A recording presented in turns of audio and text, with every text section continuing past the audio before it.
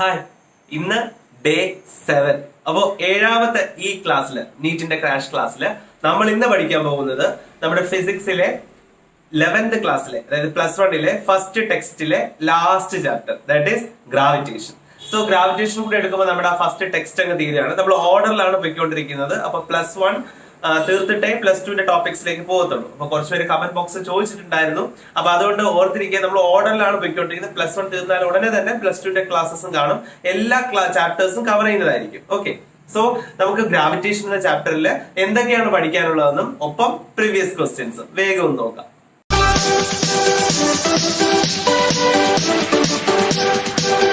Gravitation എന്ന് പറയുമ്പോൾ തന്നെ നമുക്ക് ആദ്യം ഓർമ്മത് ന്യൂട്ടൺ അല്ലേ. പക്ഷേ ഗ്രാവിറ്റേഷൻ എന്ന ചാപ്റ്റർ നമുക്ക് ആദ്യം പഠിക്കാനുള്ളത് ന്യൂട്ടൺ അല്ല. ന്യൂട്ടണ് മുന്നേ തന്നെ നമുക്ക് പഠിക്കാനുള്ളത് കെപ്ലർ ആണ്. കെപ്ലറിന്റെ 3 ലോസ് നമുക്ക് പഠിക്കാനുണ്ട്. ഒന്നാമത്തെ law Kepler's first law. First ലോക്ക് മറ്റൊരു ഇരട്ട പേരുടെ ഉണ്ട്. എന്തായിരുന്നു അത്? അത് തന്നെ, ലോ ഓഫ് ഓർബിറ്റ്സ്. അദ്ദേഹം പറയുന്നത് ഇങ്ങനെയാണ്, നമ്മളെ കോപ്പർനിക്കസ് ഒക്കെ പറഞ്ഞത് ഇത് സർക്കുലർ മാനറിലാണ് ഒരു പ്ലാനറ്റ് റൊട്ടേറ്റ് ചെയ്യുന്നത്. പക്ഷെ കെപ്ലർ പറഞ്ഞു അങ്ങനെയല്ല, it rotates in elliptical orbit. എവിടെ അത് നമ്മളൊരു എലിപ്സ് വരയ്ക്കുമ്പോൾ അതിന് ഫോക്കസ് എന്നാ പറയുന്നത്, സെന്റർ ഇല്ല, പകരം 2 ഫോക്കസുകളാണ് കാണുന്നത്. സോ അതിൽ ഏതെങ്കിലും ഒരു ഫോക്കസിലായിരിക്കും ആര് കാണപ്പെടുക? സൺ കാണപ്പെടുക. ഈസി ആയിട്ട് എല്ലാവർക്കും അറിയാവുന്ന ലായാണ്. So every planet revolve around the sun in elliptical manner and sun is located in one of its foci. ഇതായിരുന്നു ഫസ്റ്റ് ലോ എന്ന് പറയുന്നത്, ലോ ഓഫ് ഓർബിറ്റ്സ്. ഇനി രണ്ടാമത്തെ ലോയുടെ പേര് എന്തായിരുന്നു? Law of areas. നിങ്ങൾക്കറിയാം, നമ്മുടെ പ്ലാനറ്റ്സ് മൂവ് ചെയ്യുമ്പോൾ sweeps equal area in equal interval of time. അത് നമ്മൾ ആക്ച്വലി പറയുന്നത്, ഫോർ എക്സാമ്പിൾ ഇത് ഒരു പ്ലാനറ്റ് ആണെങ്കിൽ, പ്ലാനറ്റ് റിവോൾവ് ചെയ്യുന്ന പാത്ത് എലിപ്റ്റിക്കൽ പാത്ത് ആണെങ്കിൽ, ഇത് സൺ ആണെന്ന് വിചാരിച്ചു. Okay, and this is the planet. So planet, ആ പ്ലാനറ്റിനെയും സണ്ണിനെയും ജോയിൻ ചെയ്യുന്ന ഒരു ലൈൻ. Okay, that line. അപ്പൊ കുറച്ച് കഴിയുമ്പോൾ ഈ പ്ലാനറ്റ് മൂവ് ചെയ്ത് ഇവിടെ വന്ന് നിൽക്കും. ഓക്കെ, സപ്പോസ് 1 മാസം കൊണ്ട് അത് മൂവ് ചെയ്തതാണ് ഇതെന്ന് വിചാരിച്ചു. സോ 1 മാസം കൊണ്ട് ഈ ലൈൻ ഇത്രയും ദൂരം കവർ ചെയ്തു, ഇത്രയും ഏരിയ കവർ ചെയ്തു. അങ്ങനെയെങ്കിൽ കുറെ മാസങ്ങൾക്ക് ശേഷം ഈ പ്ലാനറ്റ് ഇവിടെ എത്തിയെന്ന് വിചാരിച്ചു.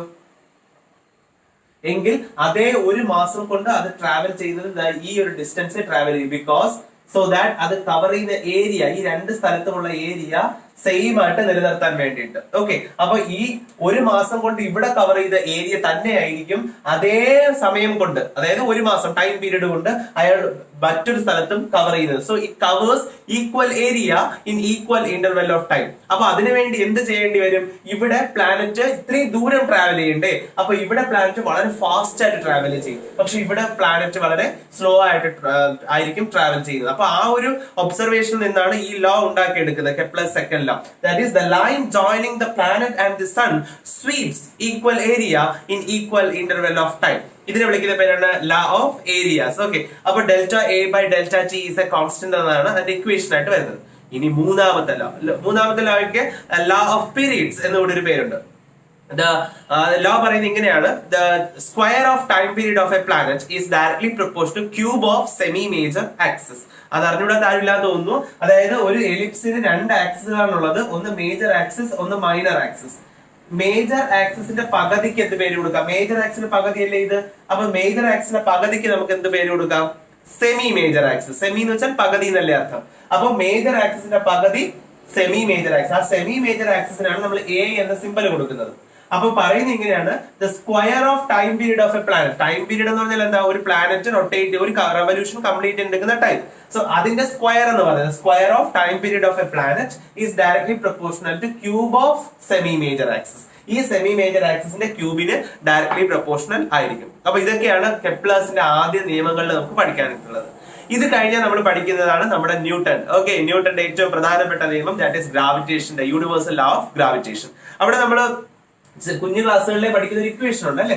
അതായത് every objects in the universe will attract each other and that attractive force is directly proportional to product of their masses and inversely proportional to square of distance between them. ആ equation എന്തായിരുന്നു? F is equal to G into M1 M2 by R square, and this is the equation. ലോകത്തുള്ള എല്ലാ വസ്തുക്കൾക്കും ഇത് applicable ആണ്.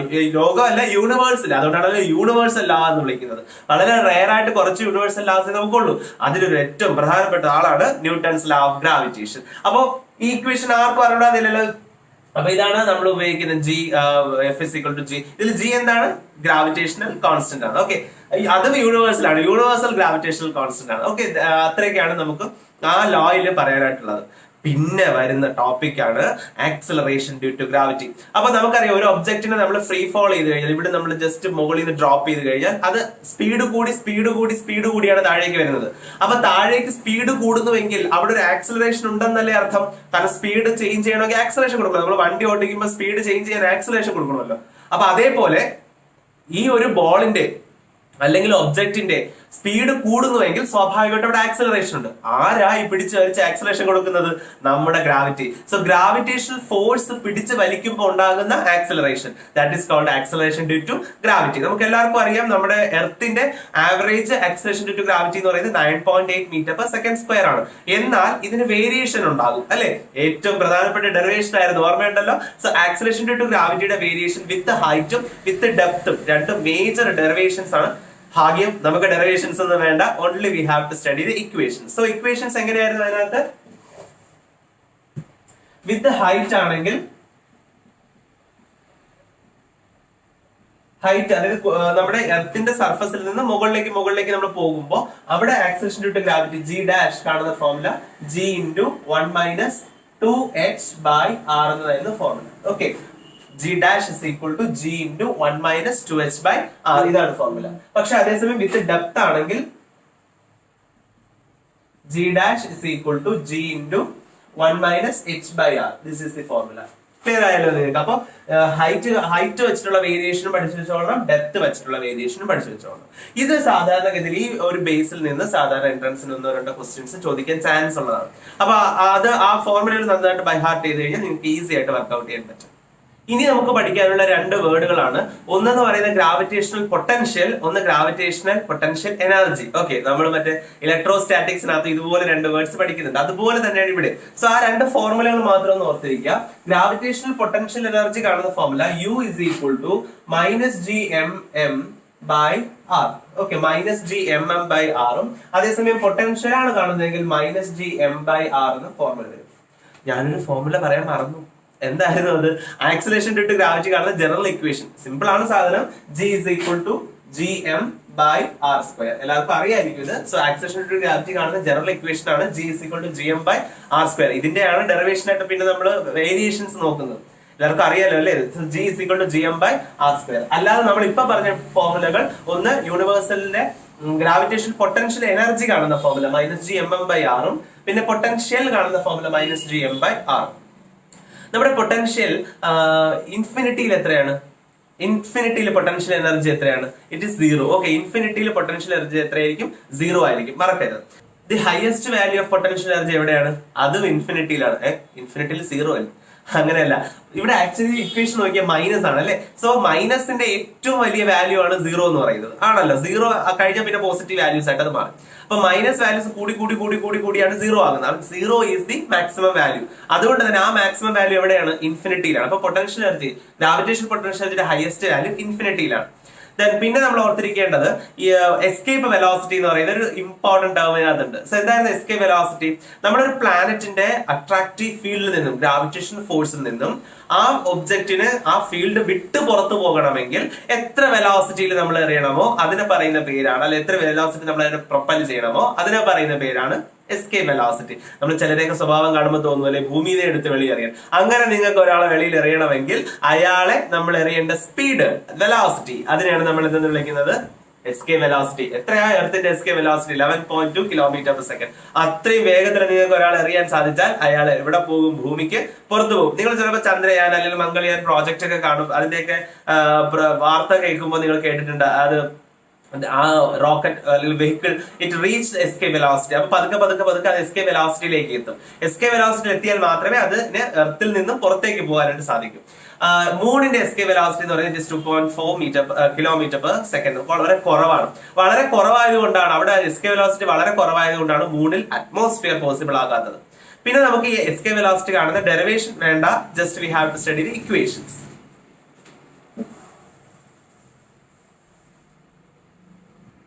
Escape velocity കാണാൻ നമ്മൾ generally ഉപയോഗിക്കുന്ന equation VE is equal to √2GR. ഈ ഇക്വേഷൻ യൂസ് ചെയ്യാറുണ്ട്. ഇനി നമുക്ക് സാറ്റലൈറ്റ്സിലേക്ക് പോവാം. രണ്ട് ടൈപ്പ് സാറ്റലൈറ്റ്സ് ഉണ്ട്. ഏതൊക്കെയാ? ഒന്ന് ജിയോ സ്റ്റേഷനറി സാറ്റലൈറ്റ്സും, രണ്ട് അത് തന്നെ നമ്മുടെ സൺ സിൻക്രണസ് അഥവാ polar സാറ്റലൈറ്റ്സും.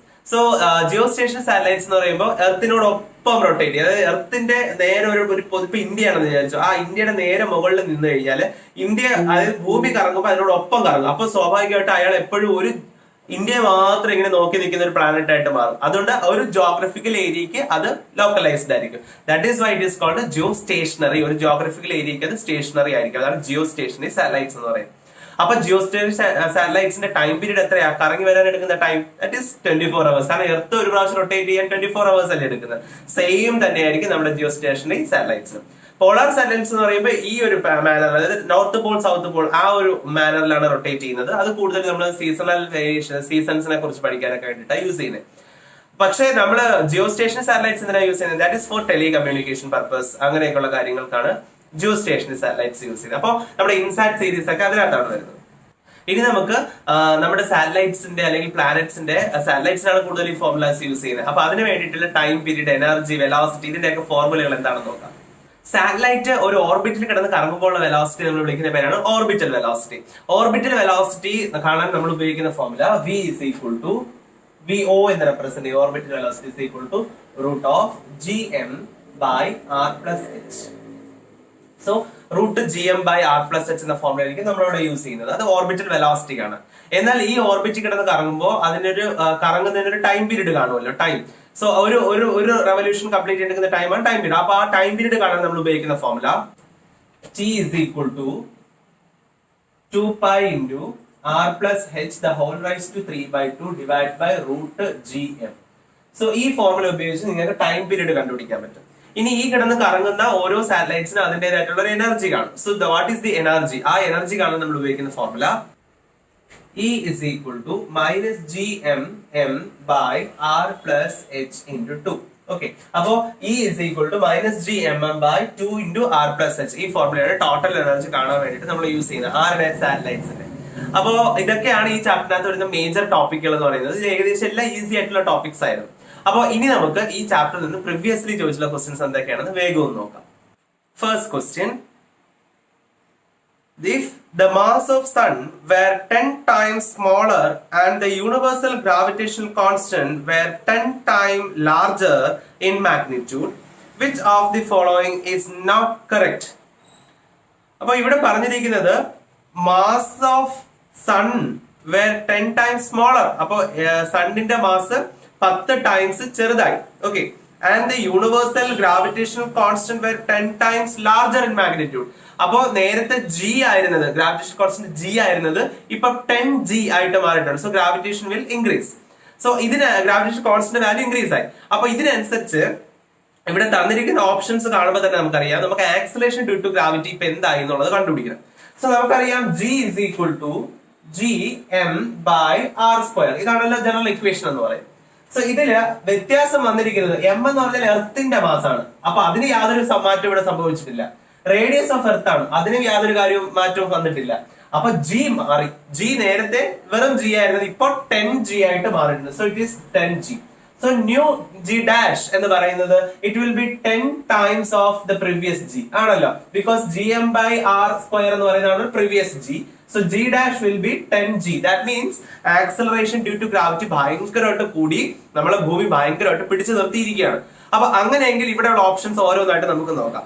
Rain drops will fall faster. സ്വാഭാവികമായിട്ട് പിടിച്ചു വലിക്കില്ല, അപ്പൊ കുറച്ചുകൂടി സ്പീഡ് കൂടും.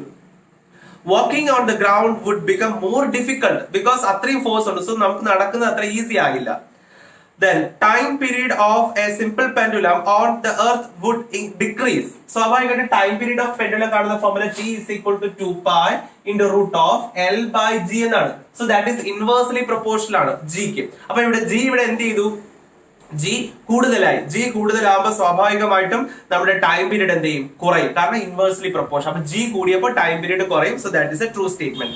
And the last one is G on the earth will not change. കൊള്ളാം, നമ്മൾ ഇത്രയും കാര്യം ഡിസ്കസ് ചെയ്ത് G ചേഞ്ച് ആയി എന്ന് പറഞ്ഞിട്ടാണ്. So G will change. So fourth പറഞ്ഞിരിക്കുന്ന സ്റ്റേറ്റ്മെന്റ് തെറ്റാണ്. And that is our answer. Clear ആയല്ലോ? Next question. The kinetic energies of a planet in an elliptical orbit about the sun at positions A, B and C are Ka, Kb and Kc respectively. AC is the major axis and SB is perpendicular to the AC at the position of the sun S as shown in the figure. Then അപ്പോൾ ഇവിടെ പറഞ്ഞിരിക്കുന്നത് ഒരു planet revolve ചെയ്യുന്ന കേസാണ്. അപ്പൊ നമുക്കതൊന്ന് explain ചെയ്യാം. ഇവിടെ പ്ലാനറ്റ് റിവോൾവ് ചെയ്യുന്ന 3 പൊസിഷൻസ് ആണ് തന്നിരിക്കുന്നത്. ഒന്ന് ഈ പൊസിഷൻ, ഒന്ന് ഈ പൊസിഷൻ, പിന്നെ അതിന്റെ ഇടയ്ക്ക് വരുന്ന ഈ പൊസിഷൻ. അപ്പൊ നമുക്കറിയാം ഒരു സൺ ഇവിടെയാണ് നിൽക്കുന്നതെങ്കിൽ സ്വാഭാവികമായിട്ടും ഈ ഭാഗത്ത് നമ്മൾ നേരത്തെ ഡിസ്കസ് ചെയ്താണ്, ഈ ഭാഗത്ത് velocity will be higher one. കാരണം വളരെ വേഗത്തിൽ എങ്കിലും ഏരിയ കോൺസ്റ്റന്റ് ആയിട്ട് നിർത്താൻ പറ്റും. So here the omega angular velocity will be high. Okay, പക്ഷെ ഇവിടെ എത്തുമ്പോഴത്തേക്ക് നമുക്കറിയാം അത് പതുക്കെ ആയിരിക്കും മൂവ് ചെയ്യുന്നത്. നമ്മൾ പഠിച്ചാണ് ലോ ഓഫ് ഏരിയാസ്. അപ്പൊ ഇവിടെ ഒമേഗ വിൽ ബി ലോ. ഇത്രയും നമുക്കറിയാം. ഇതിന്റെ ഒരു ആവറേജ് ആയിരിക്കും ഇതെന്ന് പറയുന്നത് it will be a medium position. Okay, so ഇവിടെ very high velocity angular velocity, ഇവിടെ very low angular velocity. This will be an average. ഇത് രണ്ടും എക്സ്ട്രീംസ് ആണ്, ഇത് ആവറേജിനകത്ത് വരും. സോ നമുക്ക് അറിയേണ്ടത് അവിടെ വെലോസിറ്റി അല്ല, ആംഗുലർ വെലോസിറ്റി അല്ല ക്വസ്റ്റ്യൻ ചോദിക്കുന്നത്. ക്വസ്റ്റ്യൻ ചോദിച്ചിരിക്കുന്നത് ഇതിന്റെയൊക്കെ കൈനറ്റിക് എനർജിയാണ്. നമുക്കറിയാം ഈ കേസിൽ ഇങ്ങനെ ഒരു ഓർബിറ്റൽ മൂവ്മെന്റിനകത്ത് ഓർബിറ്റൽ ഇങ്ങനെ റൊട്ടേറ്റ് ചെയ്യുന്ന സമയത്ത് angular momentum is a constant. Angular momentum എന്ന് പറഞ്ഞു കഴിഞ്ഞാൽ എൽ കാണുന്ന ഫോർമുല എന്താ? I omega. So L is equal to a constant. അപ്പൊ ഐ ഒമേഗ ഒരു കോൺസ്റ്റന്റ് ആയിരിക്കും. നമുക്കറിയാം കൈനറ്റിക് എനർജി കാണുന്ന ഇക്വേഷൻ, കൈനറ്റിക് ഒരു കറങ്ങുന്ന വസ്തുവിന്റെ റൊട്ടേഷൻ മോഷൻ നമ്മൾ വളരെ ഡീറ്റെയിൽ ആയിട്ട് നോക്കിയതാണ്. സോ കൈനറ്റിക് എനർജി കാണുന്ന ഇക്വേഷൻ എന്ന് പറയുന്നത് that is L square by 2i. So kinetic energy is equal to L square by 2i. ഇതിൽ already L is a constant നമ്മൾ പറഞ്ഞിട്ടുണ്ട്, 2 ഒരു കോൺസ്റ്റന്റ് ആണ്. സോ കൈനറ്റിക് എനർജി ആർക്ക് അനുസരിച്ചായിരിക്കും വ്യത്യാസം ഉണ്ടാകുന്നത്? ഐക്ക് അനുസരിച്ചായിരിക്കും വ്യത്യാസം ഉണ്ടാകുന്നത്. ഇവിടെ തന്നെ നമുക്ക് ഈ പ്രൊപ്പോർഷൻ ആയിട്ട് നോക്കിക്കഴിഞ്ഞാൽ kinetic energy is inversely proportional to I എന്നാണ്. So kinetic energy is inversely proportional to I എന്നതാണ്. സോ എവിടെയാണോ ഐ വാല്യൂ കൂടുതൽ, എവിടെയാണോ ഐ വാല്യൂ കൂടുതൽ അവിടെ കൈനറ്റിക് എനർജി കുറവായിരിക്കും. എവിടെയാണോ ഐ വാല്യൂ കൂടുതൽ അവിടെ കൈനറ്റിക് എനർജി കുറവായിരിക്കും.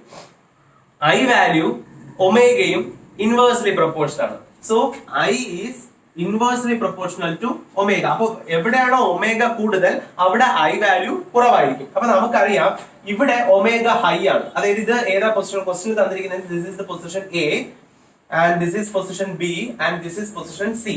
അപ്പൊ എയില് ഒമേഗ കൂടുതലാണ്.